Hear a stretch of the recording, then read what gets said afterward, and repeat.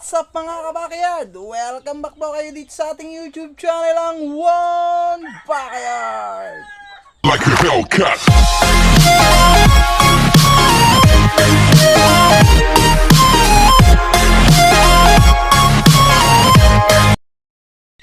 And for today's vlog po mga kabakyard, may update lang po tayo mga kabakyard. At pasensya na po kayo ngayon dahil ngayon lang po tayo mag-update ulit, makakapag-vlog po ulit. So, may ano kasi mga kabakyard, may lote, yung maliit lang naman ba. Parang ito kasing lote ko dito is ano, yung pinag-aalagaan ko dito, tatlong divide. Pag tatlong 60-60 ba, ganun. So, may dun sa kabila, katabi lang nito mga kabakyard, meron po tayong nahiram kay Conselor Salamat. So, yung konsel po namin dito sa barangay.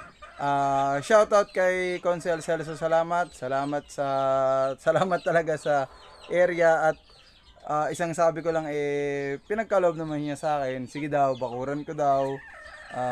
Paglagyan ko din daw ng mga tinali, yung mga pang-cord ba mga kabakid. Pero sabi ko, ang ilalagay ko po dun sa area nyo is yung mga breeders po natin. So yung broodcock, brood hens, dun po tayo magbe-breed mga kabakid. Para yung space po dito ng mga inahin at saka ng mga broodcock po mas malalagyan pa po natin dahil lumalaki na rin po talaga yung mga early birds natin, yung mga local natin, tapos yung mga susunod pa po nating mga pang national.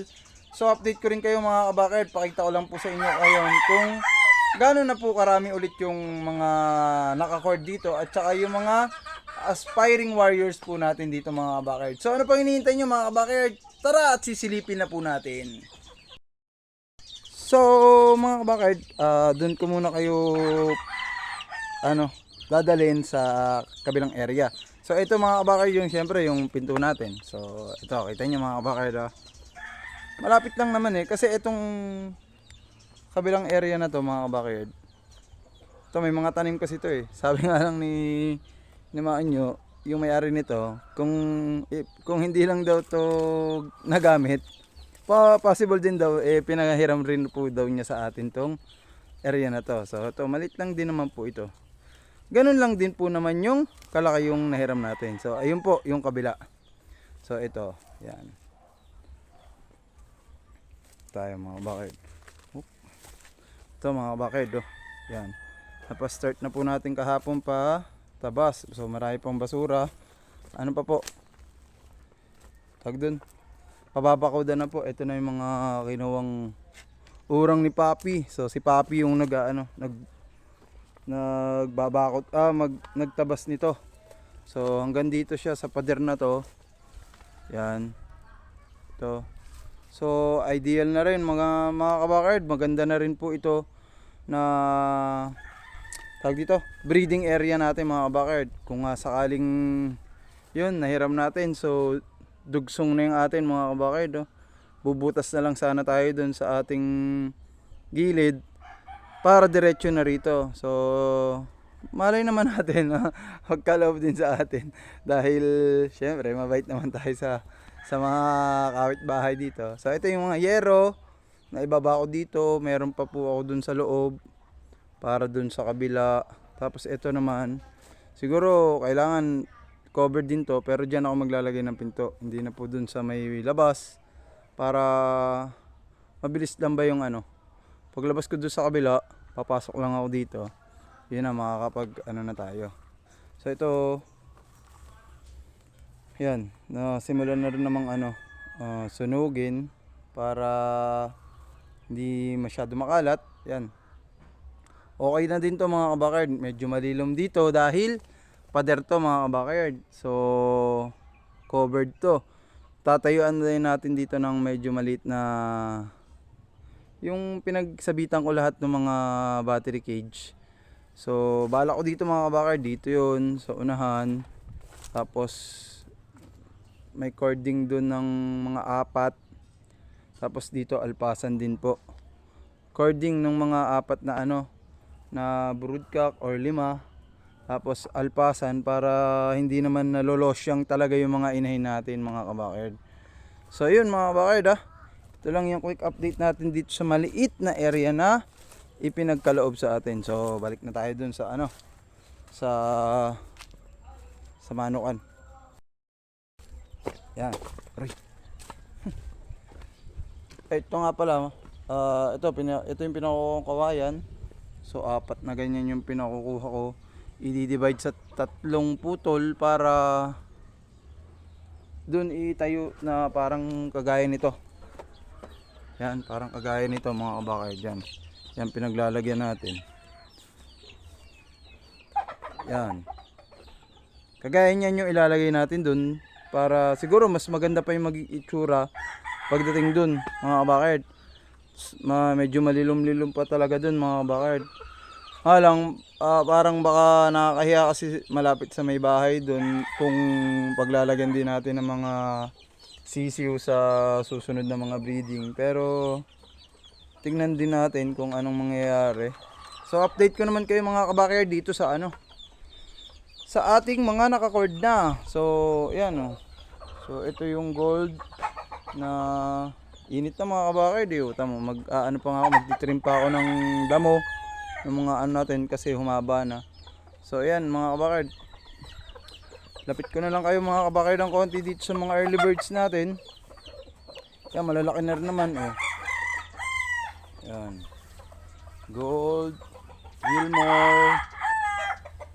Ito anak din ng gold. Yun po McRae.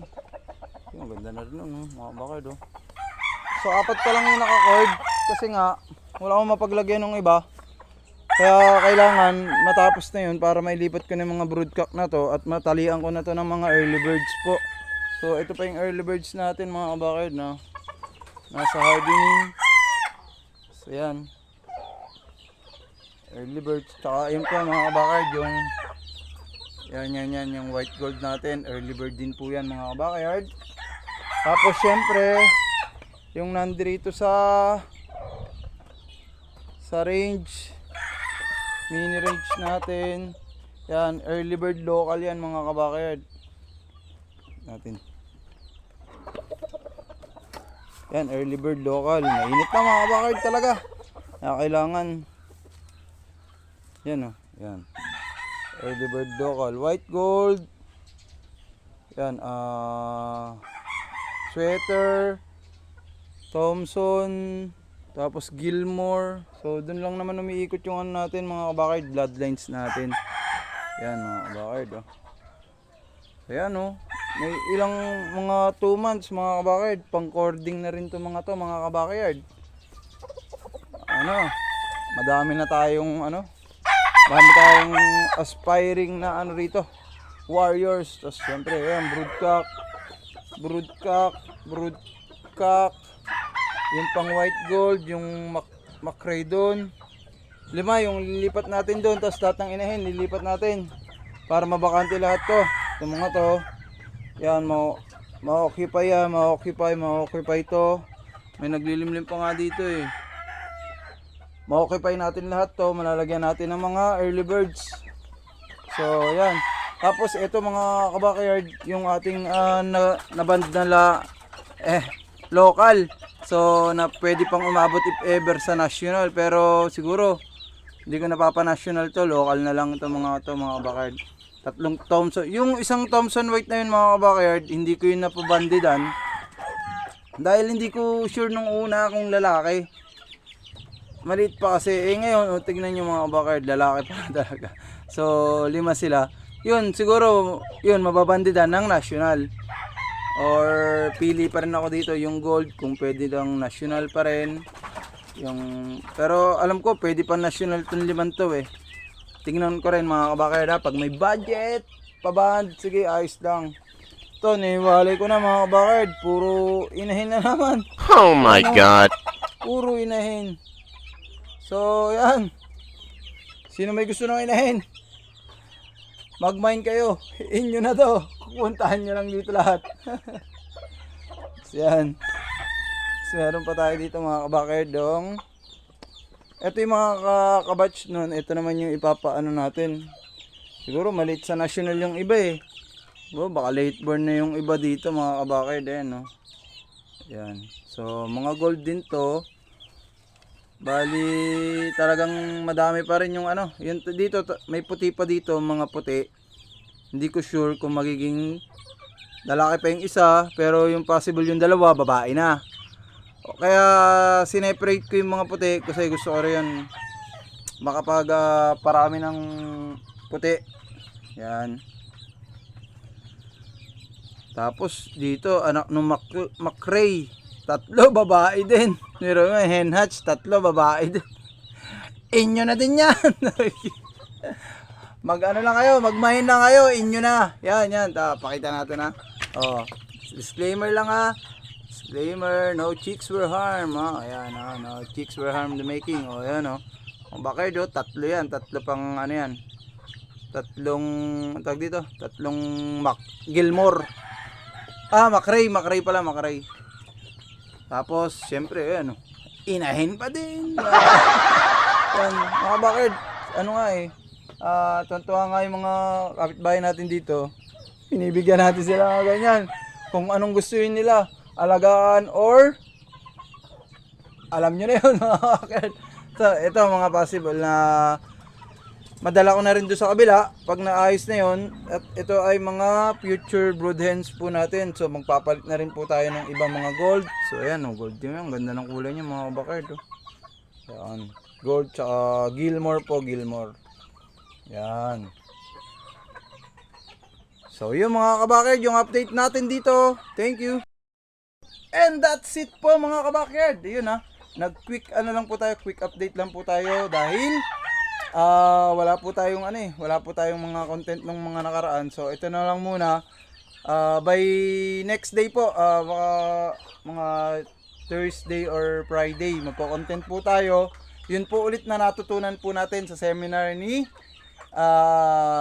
Attorney Ryan Abrenica. So abang-abang kayo mga kabakard dun sa sa i-content po natin. At knowledgeable din po yun mga kabakard. Maliit na bagay pero knowledgeable po. So, hanggang dito na mga kabakard ha. Kita-kits sa next episode ng ating One Bakard at ang laging sinasabi ng inyong kabakard mga kabakard ha. Always be happy lang sa pag-breed at i-breed lang yung kayang-kayang suportahan pagdating sa mga patuka at sa mga vitamin. Yun! Bye! See you in my next vlog and have a nice day!